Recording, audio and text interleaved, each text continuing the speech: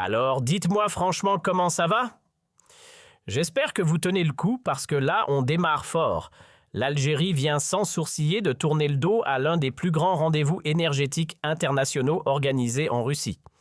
Rien que ça. Et cette absence, mes amis, en dit long, très long sur la température glaciale des rapports actuels entre Alger et Moscou. En dehors de quelques saluts militaires polis entre les deux armées, il n'y a plus grand-chose à sauver. Le palais d'Abdelmadjid Tebboune semble avoir décidé que la Russie ne méritait même plus une poignée de main. La vraie question maintenant, y a-t-il encore un semblant d'alliance ou a-t-on définitivement rangé l'amitié russo-algérienne au musée des relations perdues? Du 15 au 17 octobre 2025, la Russie déroule son tapis rouge pour l'un des plus grands shows mondiaux du secteur énergétique, la fameuse Semaine russe de l'énergie. Un événement devenu incontournable pour tous ceux qui pèsent dans le pétrole ou le gaz, un véritable carrefour où se croisent ministres géants industriels et décideurs internationaux. En 2024, déjà, la messe énergétique rassemblait plus de 5000 participants, 28 ministres et pas moins de 260 entreprises sur une surface digne d'un salon automobile. Et pourtant, l'Algérie, elle persiste et signe pas de représentants de haut niveau l'an passé et reblotte cette année.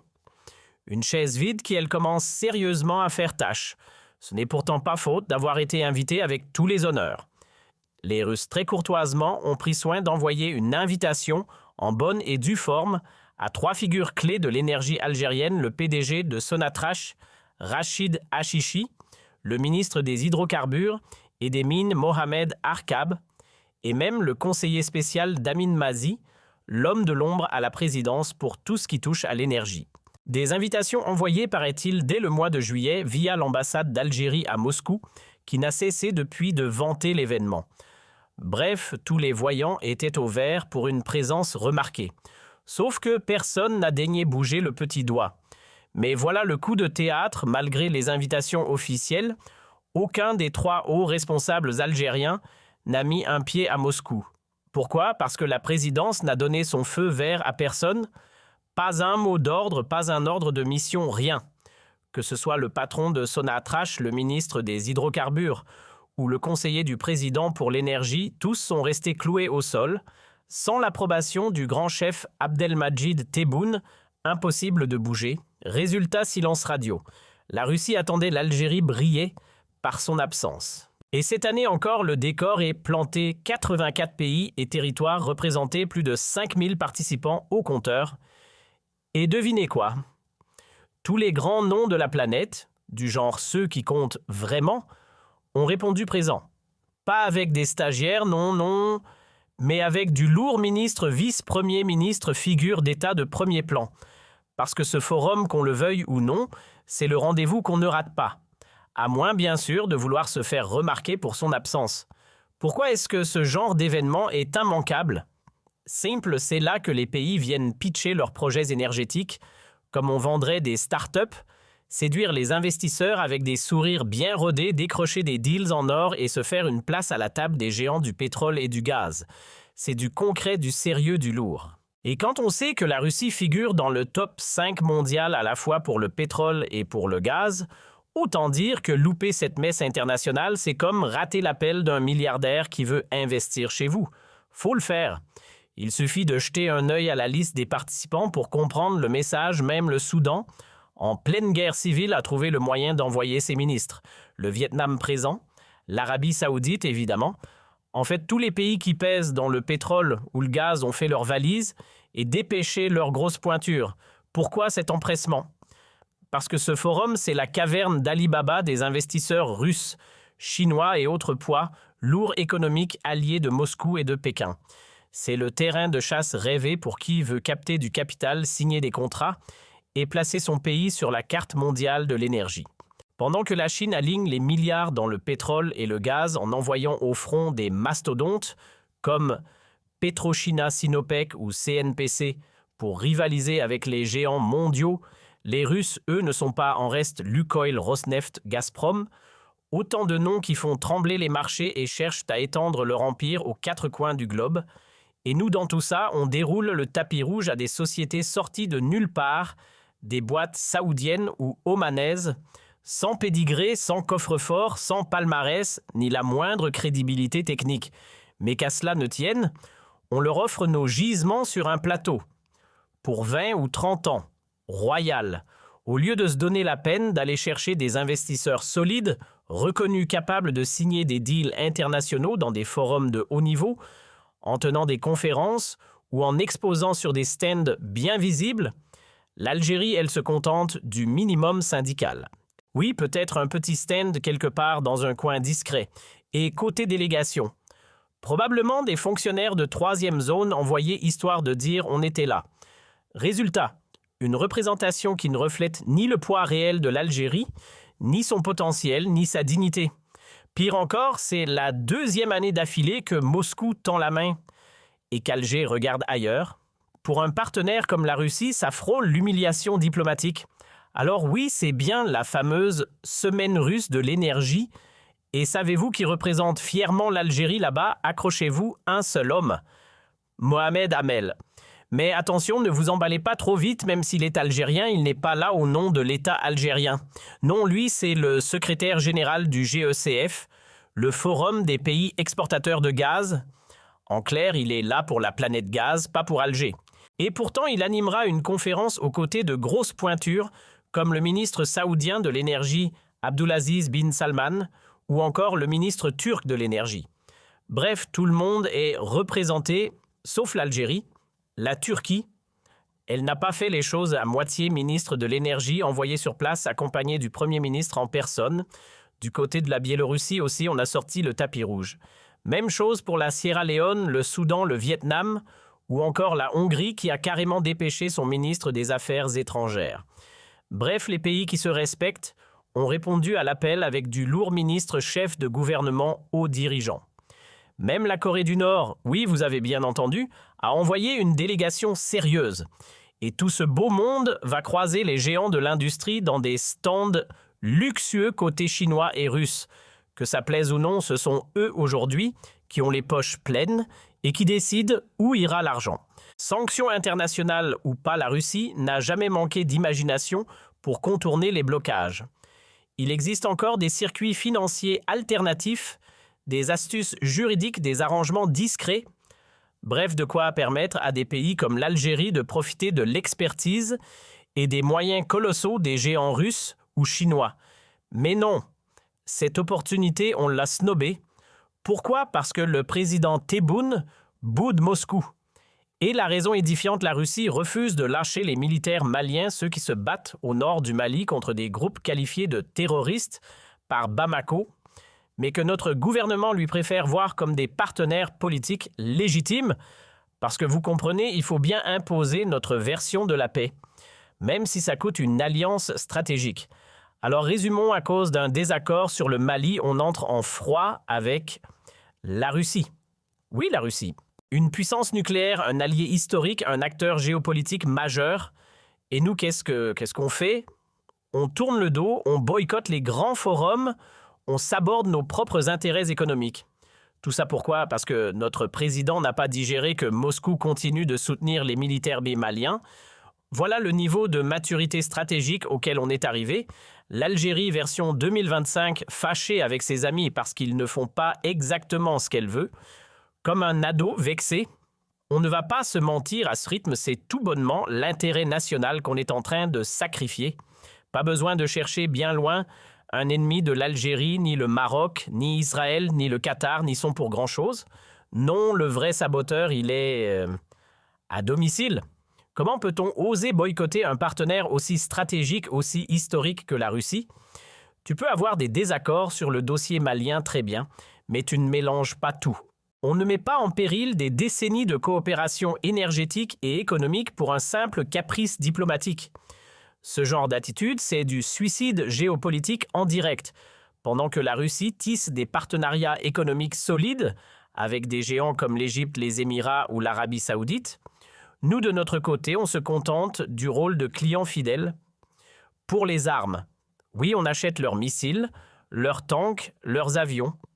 On alimente leur complexe militaro-industriel à coups de milliards. Et en retour, rien. Zéro partenariat énergétique, aucune coopération économique structurante. On arrose, ils encaissent, et nous, on regarde passer les contrats. Franchement, il y a quelque chose qui cloche, et pas qu'un peu. Une fois de plus, cette absence criante révèle l'amateurisme complet du régime Tebboune. Il pense naïvement qu'en boudant Moscou, en refusant d'envoyer qui que ce soit, en snobant les grands rendez-vous politiques et économiques internationaux organisés par la Russie, pire en envoyant la télévision nationale provoquer Sergueï Lavrov à distance, il va réussir à mettre le Kremlin à genoux. Sérieusement, même Washington et tout l'Occident réunis n'ont pas réussi à faire plier Vladimir Poutine. Et nous, avec notre fierté mal placée, on croit pouvoir y arriver. Faut redescendre sur Terre. Là, on nage en plein délire. Franchement, on frôle la folie collective. Le régime de Tebboune est en train de virer au délire pur. Mohamed, réveille-toi, on ne parle pas ici de la Tunisie, ni de la Mauritanie, ni du Mozambique. On parle de la Russie, oui, la grande Russie, celle qui joue dans la cour des superpuissances. Et toi, sorti de nulle part, arrivé au pouvoir par miracle au milieu du chaos, tu te mets à faire la moue parce que Moscou ose soutenir les militaires maliens. Tu te vexes parce qu'ils affrontent des groupes Touaregs que toi tu estimes intouchables.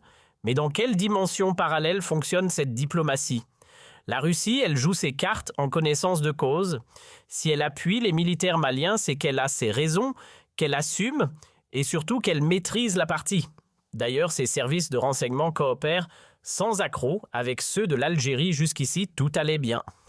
Mais voilà que M. Tebboune commence à faire la moue. Tout à coup, le soutien russe au Mali l'irrite. Sérieusement, Habibi, quand c'était la France qui finançait et armait les mêmes Maliens, là, ça ne te dérangeait pas, mais si c'est Moscou qui entre en scène, tu t'étrangles. Il y a comme un sacré bug dans la logique présidentielle. Je ne dis pas que la présence militaire ou paramilitaire russe au Mali est sans conséquence pour l'Algérie. Bien sûr que ça peut poser problème. Mais enfin, on parle d'un partenaire stratégique, pas d'un adversaire. Si quelque chose coince, tu prends ton téléphone, tu fais une visite à Moscou, tu ouvres un canal de discussion, tu expliques, tu convaincs, tu fais du lobbying comme tout pays adulte. Mais non, là on choisit le mépris, la provocation, presque l'insulte. Et puis quoi, tu crois vraiment que c'est en froissant la Russie que tu vas la faire changer d'avis, qu'elle va se rétracter et plier face à tes caprices? Faut atterrir. Si tu penses que tu peux embêter la Russie avec 3 grimaces diplomatiques, il va falloir te lever très tôt. On parle pas ici d'un petit État qu'on impressionne avec 2 déclarations sur Twitter. Non, on parle de la Russie, de Vladimir Poutine. Et ce genre de jeu d'enfant, cette stratégie d'humeur changeante, ça ne prend pas. Les Russes ne sont pas dupes, ils ont compris que Tebboune, c'est du vent. Un jour, il jure fidélité à Paris, le lendemain, il fait des yeux doux à Washington, et le surlendemain, il envoie des signaux à Moscou. Impossible de s'appuyer sur quelqu'un qui change d'allié comme de chemise. Ce n'est plus de la politique, c'est de l'improvisation. Il a cette obsession régner en maître sur le Sahel, dicter la conduite aux militaires maliens et s'imposer comme l'autorité suprême de la région.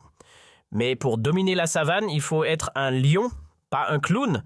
Il faut du poids, des muscles, une carrure stratégique qui impose le respect.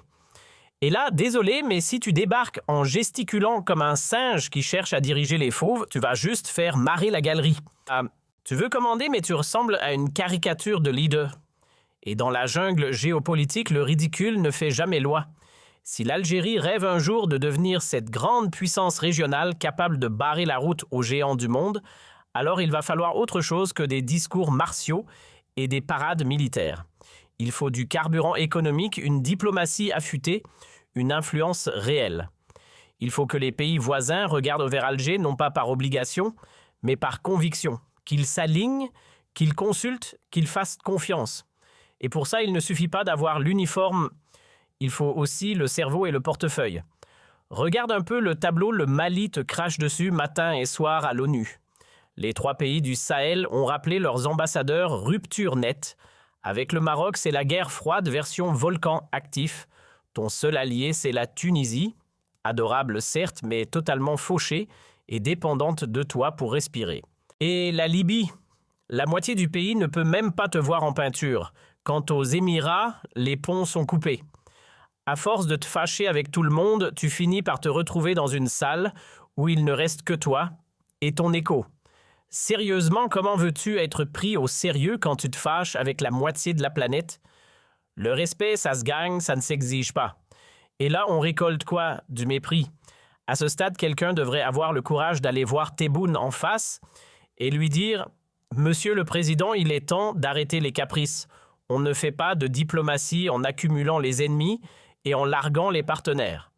Parce que, à force de jouer avec le feu, c'est tout un pays qui finit brûlé. Faisons la liste, elle est éloquente, un ennemi déclaré au Maroc, un autre au Mali. Des relations pourries avec le Niger et le Burkina Faso. En Libye, la moitié du pays nous considère comme adversaires. Les Émirats arabes unis hostiles. La France. Une crise permanente entre tensions, conflits et rancunes accumulées. Résultat, chaque fois qu'on regarde autour de nous, on ne voit plus des alliés mais des rivaux. Et à force d'additionner les conflits, l'Algérie finit par se retrouver seule, enfermée dans un isolement qu'elle s'est elle-même construit. Honnêtement, on croirait presque qu'il s'imagine aux commandes d'une superpuissance nucléaire. Mais il faut redescendre, tu ne diriges pas un empire atomique, tu gères un pays qui produit des biscuits et des gaufrettes. Pas de missiles intercontinentaux, pas de tête nucléaire, rien de tout ça. Alors vouloir te hisser à la même hauteur que Vladimir Poutine, c'est grotesque. Même un président du Burundi ou d'un petit État d'Afrique australe en quête d'effacement de dettes serait plus lucide, au moins eux ne se prennent pas pour ce qu'ils ne sont pas. Toi, tu confonds rêve et réalité. On ne parle pas ici d'un pays quelconque, mais de la Russie. La grande Russie. Une puissance qu'on ne peut pas se permettre de traiter à la légère. L'Algérie, historiquement, a toujours joué la carte du pragmatisme, entretenir des liens solides, des amitiés durables avec les mastodontes de la planète. Que ce soit Washington, Pékin ou Moscou, c'est cette ligne d'équilibre qui a toujours garanti notre crédibilité. Alors pourquoi aujourd'hui saboter ce capital précieux?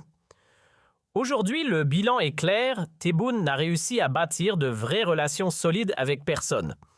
Il tend la main aux Américains, il ne lui donne rien. Il tente une ouverture vers Moscou, repart bredouille, puis leur claque la porte au nez. Même scénario avec Pékin, un pas en avant, deux pas en arrière. Quant aux grandes puissances régionales comme les Émirats ou l'Arabie saoudite, il a fini par se les mettre à dos. Résultat, il ne reste que quelques petits pays sans poids des alliances de façade qui ne pèsent pas grand-chose sur l'échiquier mondial.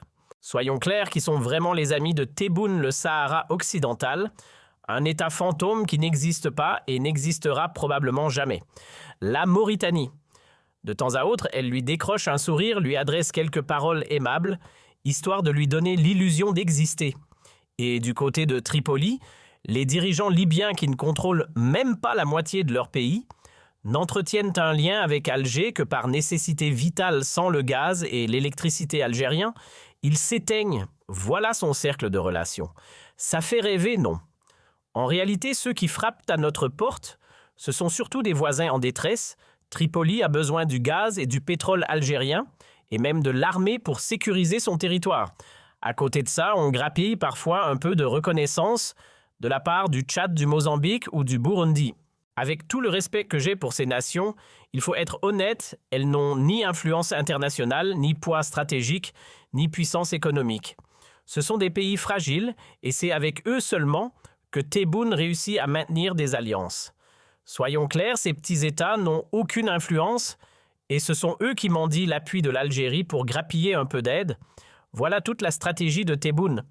Mais dès qu'on parle des vraies puissances des mastodontes, comme la Russie, la Chine, les États-Unis ou l'Europe, l'Algérie est reléguée au second plan, ignorée, mise de côté.